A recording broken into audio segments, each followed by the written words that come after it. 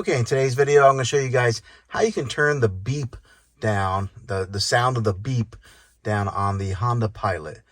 So when I had this thing, and every time I go to navigation or anything, the beep is really loud. So I figured out the way to turn it down, and hopefully this will help you guys too. So what you need to do is go over to the home menu and then click on settings.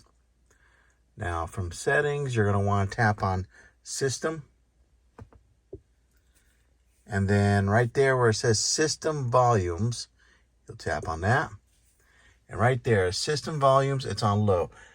If I turn up high and I hit save, notice how loud it was. So I like to go to about 3 for myself.